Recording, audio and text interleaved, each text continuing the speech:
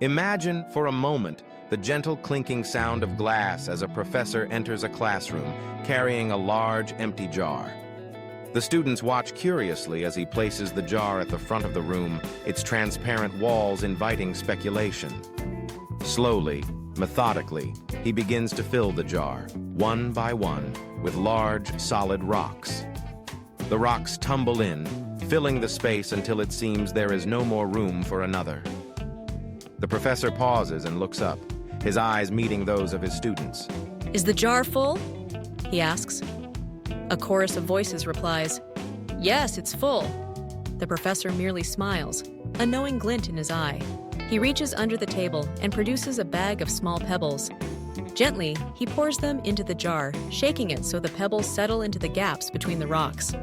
Once again, he asks, "Is it full now?" The students, a bit less certain, nod and say, "Yes, now it's full." But the lesson isn't over. The professor takes a container of fine sand and pours it slowly into the jar.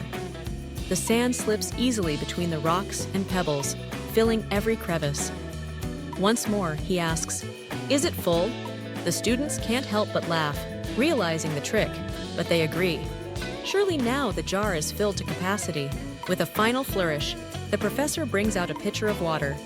He pours it in, and the water seeps into every remaining space, saturating the sand and touching every rock and pebble. Only now does the professor set the jar down, truly full. Turning to his students, he begins to explain.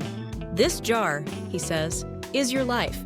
The big rocks represent the most important things: your family, your health, your dreams, and your love. These are the foundations, the things that, if everything else was lost and only these remained, your life would still be full." He points to the pebbles. "These are the other things that matter: your job, your home, your degree, your hobbies.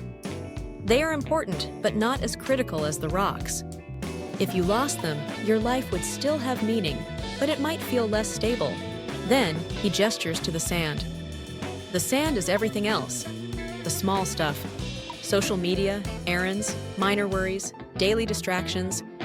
If you fill your jar with sand first, there's no room for rocks or pebbles. The truly important things get crowded out." He finishes, pouring the last drops of water into the jar. And the water? That represents the tiny joys of life. Laughter with friends, a quiet moment, a shared smile. There is always room for these, even when you think your life is full. Never forget to make space for joy. The students sit in thoughtful silence, the message settling over them like a gentle wave. Too often, life feels busy, even overwhelming. We rush from one task to another, letting the sand of daily life take up precious space. But in that moment, the professor's lesson becomes clear. Prioritize what matters most. Place your rocks first. Let the pebbles and sand fill in where they may, but never sacrifice the essentials for the trivial. And always, no matter how packed your days may seem, remember there is space for happiness, for laughter, and for the little moments that make life truly meaningful.